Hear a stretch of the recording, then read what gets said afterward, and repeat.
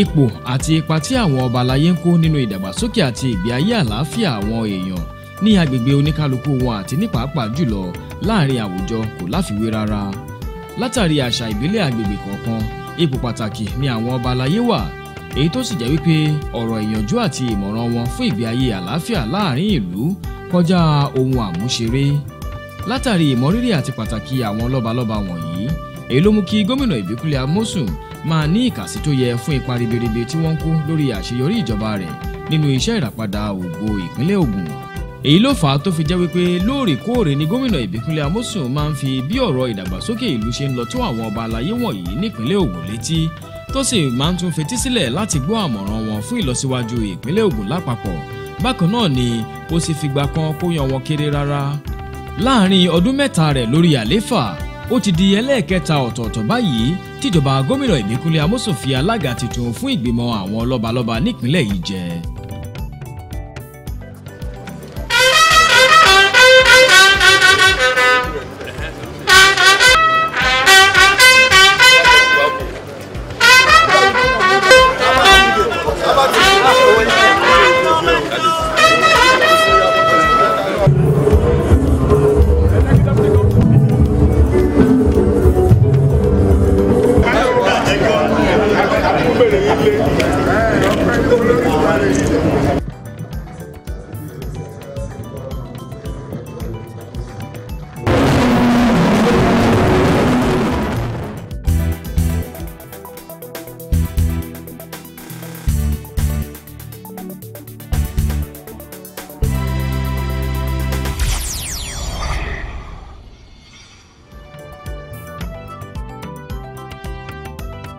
Àṣeyọrí tó jọjú èyí tíjọba tó lọ lọ́wọ́ báyìí nípínlẹ̀ Ògùn ti gbé ṣe lábẹ́ àkóso gómìnà Ìbíkúnlé Amósùn ló ti ń fojú hàn káàkiri gbogbo orígun mẹ́rẹ̀ẹ̀rin ìpínlẹ̀ yìí. Láì ṣe iyèméjì, ìgbésẹ̀ pàtàkì jẹ́ ohun kan tó ń ṣokùnfà ìṣọ̀kan àti ìgbé ayé àlàáfíà láàrin ìgbìmọ̀ àwọn lọ́balọ́ba àti láàrin gbogbo ọmọ ìpínlẹ̀ Ògùn pátápátá.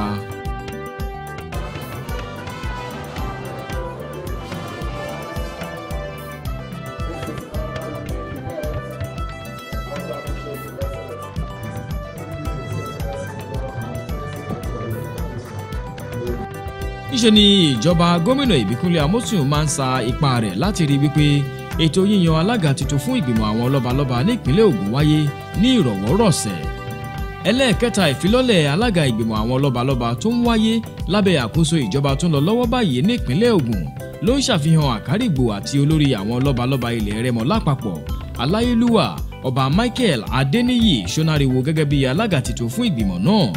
Ayẹyẹ ìfilọ́lẹ̀ ọ̀hún wáyé ní gbọ̀ngàn ìpàdé àwọn ọba aláyé tó wà nílé iṣẹ́ tó rí sí ètò àwọn ìjọba ìbílẹ̀ àti àwọn lọ́balọ́ba nípínlẹ̀ Ògùn, èyí ní ilé iṣẹ́ ìjọba lókè Mọ̀sán ní ọjọ́ ìṣẹ́gun ọjọ́ kìíní oṣù keje ọdún 2014.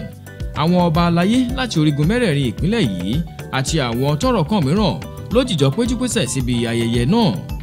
Níbi ọ̀rọ̀ ìkíni káàbọ̀ rẹ̀ níbi ayẹyẹ náà, alákòóso ilé iṣẹ́ tó rí sí ètò àwọn ìjọba ìbílẹ̀ àti ọ̀rọ̀ àwọn lọ́balọ́ba nípínlẹ̀ Ògùn, Báṣọ̀run Múyìwá Ọládìpọ̀ ṣàlàyé lórí ohun tó fà á tí ayẹyẹ ìfilọ́lẹ̀ náà fi wáyé lásìkò yìí. This inauguration will have come up in March 2014, but for the medical trip of Kabiyesi, which was already scheduled for around that time. His Excellency's high regard for the elderly and his concern for Kabiyesi's health informed the tactical postponement of the inauguration to a period when his health would have improved considerably to assume the onerous responsibility. Báṣọ̀run Múyìwá Ọládìpọ̀ tó sọ̀rọ̀ síwájú sí i lórí ipa ribiribi tí àwọn ọba aláyé ń kó nípínlẹ̀ Ògùn, pàápàá jùlọ láti rí wípé àfojúsùn ìjọba gómìnà Ìbíkúnlé Amósùn lórí ètò pàtàkì márùn-ún ìjọba rẹ̀ dòun. Ó sọ wípé akitiyan àwọn ọba aláyé wọ̀nyí kò kéré nípa ìdánilẹ́kọ̀ọ́ àti àrọwà tí wọ́n ń ṣe fún àwọn èèyàn agbègbè wọn láti máa fọwọ́sowọ́pọ̀ pẹ̀lú ìjọba lórí iṣẹ́ ìdàgbàsókè àti ìgbé ayé àlàáfíà nípínlẹ̀ yìí. The council in the last 1 year has assisted the government in promoting peace and stability in the state. It has also continued to leverage on the vision and mission to rebuild Ogun State as espoused by His Excellency's transformation agenda. alága ìgbìmọ̀ tó ń gbé ìjọba kalẹ̀ Àwùjalẹ̀ àti olórí àwọn lọ́balọ́ba fún gbogbo akilẹ̀ Ìjẹ̀bú Aláyélúwà Ọba Síkírù Káyọ̀dé Adétọ̀nà lásìkò tó ń sọ̀rọ̀ níbi ayẹyẹ náà gbóṣùbà fún ìjọba gómìnà Ìbíkúnlé Amósùn fún àyípadà rere àti ìdàgbàsókè tó ń lọ káàkiri gbogbo agbègbè ìpínlẹ̀ yìí látìgbà tíjọba rẹ̀ ti gorí àlééfà ní nǹkan bíi ọdún mẹ́ta sẹ́yìn. The change of the leadership of Ogun State Council of Obas today marks the 6th ceremonial inauguration of the chairmanship of the council, which started in the year 2009 and has since then experienced a total turnaround, especially during the last 1 year. In fact, the council has experienced a tremendous change, ranging from welfare of our Obas to the security of our people across the length and breadth of Ogun State. Àwùjalẹ̀ Ọba Síkírù Káyọ̀dé Adétọ̀nà tún gbóríyìn fún gómìnà Ìbíkúnlé Amósùn fún ìwà aṣáájú rere rẹ̀ èyí tó ní ó ti mú àṣeyọrí lọ́lọ́kan òjọ̀kan wáyé ní gbogbo agbègbè ìpínlẹ̀ yìí. Through the council as a major policy advisory body to the governor, the people of Ogun State have been enjoying dividends of a democracy of His Excellency's Senator Ibukule Amosu, FCA, the governor of Ogun State. Nígbà tó ń ṣe ìfilọ́lẹ̀ alága ìgbìmọ̀ titun náà, gómìnà Ìbíkúnlé Amósùn mẹ́nubà pàtàkì àgbékalẹ̀ òfin tó sọ̀rọ̀ lórí pípààrà ipò alága ìgbìmọ̀ yìí láàrin àwọn olórí àwọn lọ́balọ́ba agbègbè mẹ́rẹ̀ẹ̀rin tó wà nípìnlẹ̀ yìí. In line with the provisions of the enabling law of the Ogun State Council of Obas, it is now the turn of our royal father, Kábíyèsí Aláyélúwà Ọba Dr. Michael Adeniyi Shonariwo, CON, Akarigbo and paramount ruler of Remoland, to take over the chairmanship of the council. Bákan náà ni gómìnà tún gbóṣùbà fún alága ìgbìmọ̀ tó ń gbé ìjọba kalẹ̀ èyún ni Àwùjalẹ̀ àti olórí àwọn lọ́balọ́ba gbogbo akilẹ̀ Ìjẹ̀bú Aláyélúwà Ọba Síkírù Káyọ̀dé Adétọ̀nà fún iṣẹ́ ribiribi tí ìgbìmọ̀ náà ti gbé ṣe lásìkò rẹ̀ gẹ́gẹ́ bí alága ó wá béèrè fún àtìlẹ́yìn àti àdúrótì gbogbo àwọn ọba aláyé yòókù fún alága ìgbìmọ̀ titun kí àsìkò rẹ̀ lè bá tùbà tùṣẹ.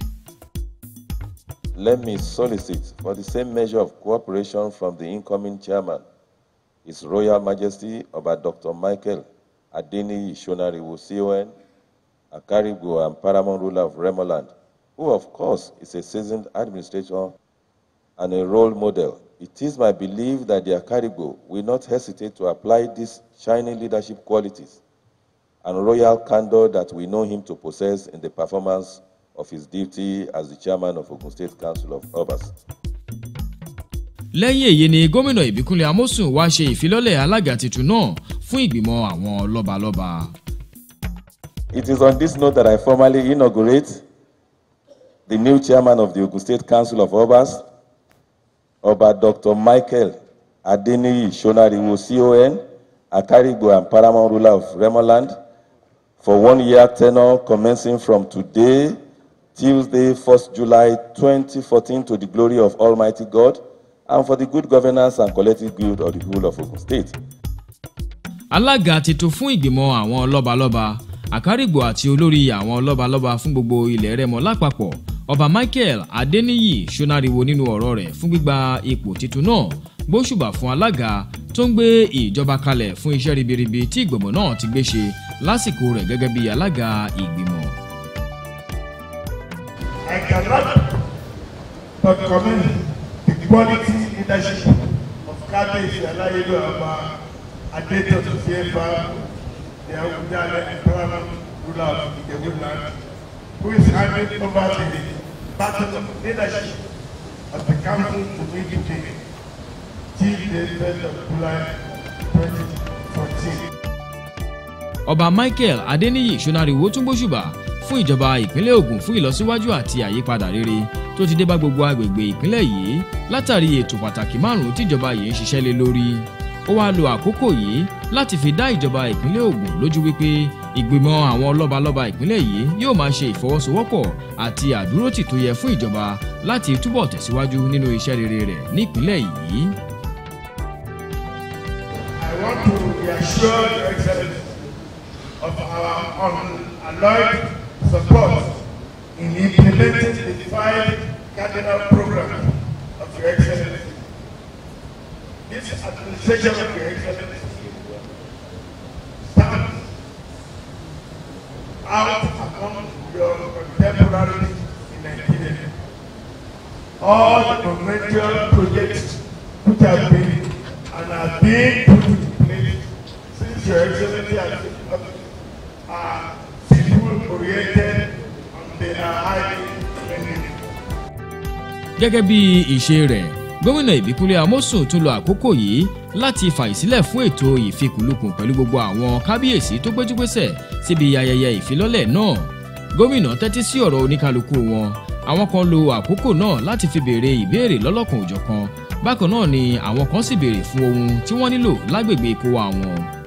Bákan náà sì ni wọ́n tún gbóṣùbà fún ìjọba gómìnà Ìbíkúnlé Amósùn lórí iṣẹ́ ribiribi tí wọ́n ti gbé ṣe káàkiri gbogbo agbègbè ìpínlẹ̀ yìí. Àwọn mìíràn tún gba gómìnà nímọ̀ràn lórí ọ̀nà láti tẹ̀síwájú nínú iṣẹ́ ìṣàkóso ìjọba ìpínlẹ̀ yìí.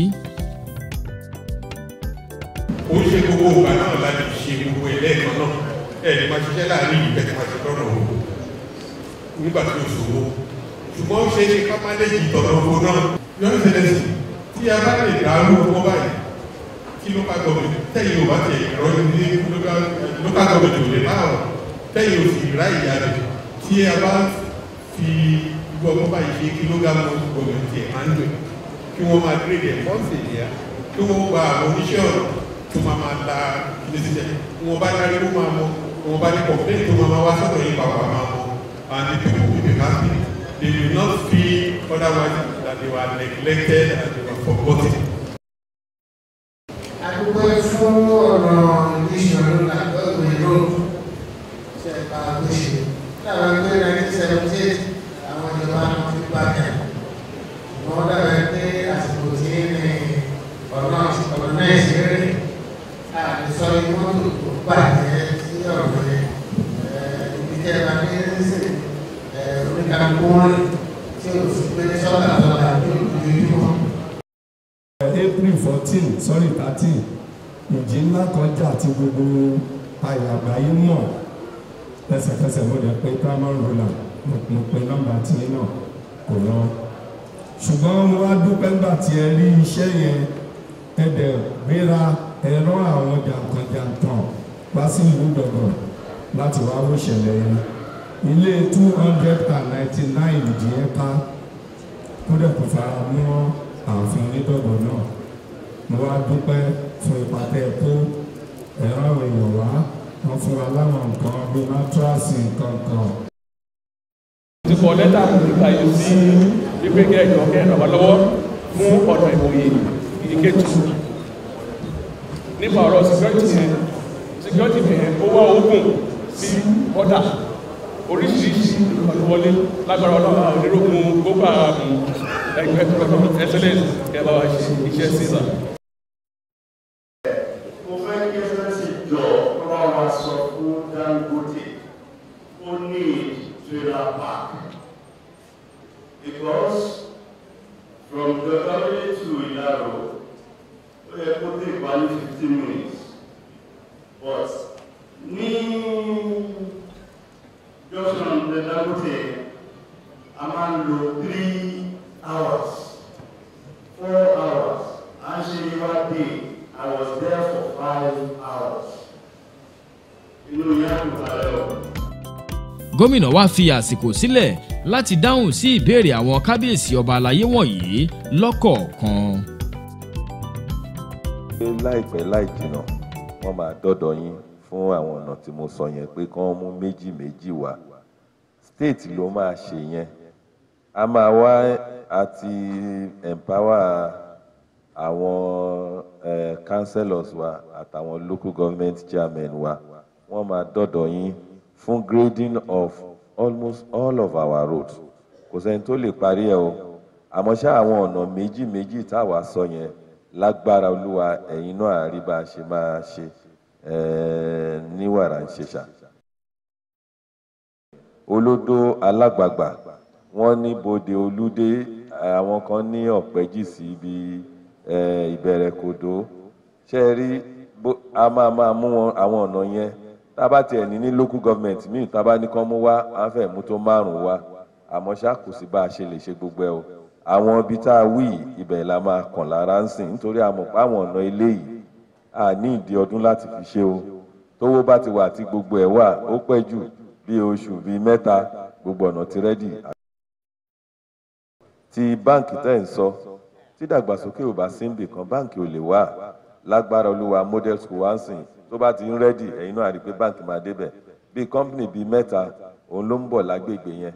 nígbà tí wọ́n bá ti débẹ̀ yín kọ́lẹ̀ tiẹ̀ máa dààmú ẹ̀, àwọn fúnra wọn náà máa ṣe lẹ́sẹ̀kẹsẹ̀ ni. bí báǹkì ṣe rí bí àwọn tó ń dálé iṣẹ́ kiri ni, báǹkì fúnra ẹ̀ ló máa wá iṣẹ́ lọ síbẹ̀ fúnra rẹ̀ tó yẹ pé wọ́n máa bára wọn fà pé àfẹ́ wá o. ó yẹ ṣẹlẹ̀ sí ń jọ̀gọ̀ bíi 3 ni ó ṣẹlẹ̀ náà ní Jẹ̀bú-Igbó tó jẹ́ wípé iṣẹ́ dẹ̀mọ̀ ńṣe ni nǹkan tí a rò tẹ́lẹ̀ tó ṣẹlẹ̀ àjálù ni. àfi ká ronú sí pé kí la máa ṣe táwọn ọmọ bá gbọ́ludé mélòó la máa ṣe. ṣé a máa gbé MDG project lọ́bẹ̀ ni, ṣé a máa gbé super project lọ́bẹ̀ ni. àwọn èrò yẹn là ń ṣe, kò ń ṣe pé bó ṣe ti ṣẹlẹ̀ léni a kàn máa wábi tó jẹ́ pé àwọn ọmọ tó ń lọ school àbí ilé tó àwọn ọmọ wa tó ń lọ school tó affect àrọ̀ra mú wọn kúrò níbo náà sì lè máa lò náà. so irú yẹn ni a máa jókòó tán ti ń ṣe tá a ti fètò sí, kò ń ṣe ní ọ̀dọ̀ bíi local government 3 ní kíní ti ṣẹlẹ̀. látògùn waterside mo ti gbọ́ bẹ́ẹ̀ ṣe sọ̀rọ̀, ẹ̀yin náà mọye wọ́ọ̀dù wa ní Ògùn waterside ní odi omi nítorí wàhálà tá a ní pẹ̀lú àwọn ọmọ ìyá wa lẹ́kọ̀ọ́. níṣẹ́ la lọ ọbẹ̀ bá a ṣe ń sọ̀rọ̀ yìí àti ṣe ná aṣọ ọ̀nà ibẹ̀ náà ni a ṣe léwu tá a sáré ṣe gbogbo ẹ̀ ń bẹ̀ ṣebí ní waterside náà ló wà. a lọ sí àwọn local government wa tó wà ní border town wa pẹ̀lú Ondo state. a lọ ṣọ̀nà ń bẹ̀, mo mọ̀ pé kò sí bá a ṣe lè parí gbogbo ẹ̀ níjọ́ kan